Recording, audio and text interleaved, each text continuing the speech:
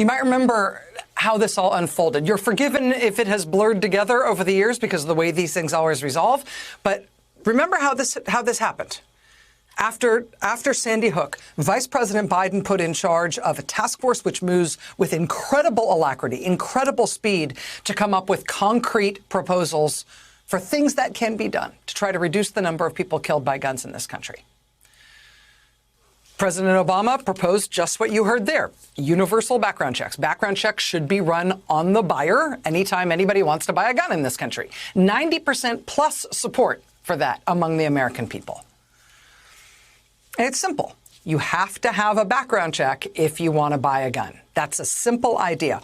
Overwhelming support, near unanimous support among the American people. But Republicans in Congress, including Republicans in the Senate, are not among that 90% plus, apparently. And they decided instead that they would go for something even lower than that smallest, unambitious, simple goal.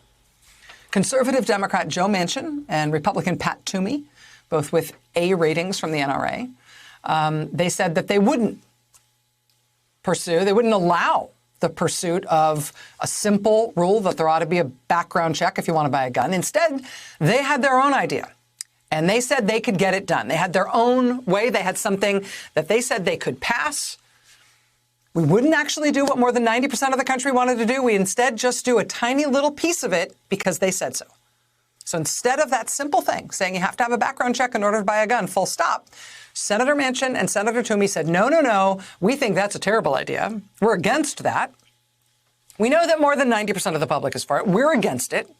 But we've got another idea. Our idea is that the law will be changed to just say you have to have a background check if you buy a gun at a gun show or on the internet. We'll only extend background checks that far. Gun show purchases, internet purchases, that's it. It is hard to imagine a smaller reform. But that is what they said they would do. That's what they said they could do. And so the rest of the country, again, more than 90% of whom just want freaking background checks for gun sales, full stop. The rest of the country stood back to let these very serious, very credible senators pursue this basically rinky-dink tiny reform instead, because they said that was something they could get done. And they failed. They couldn't even get that done.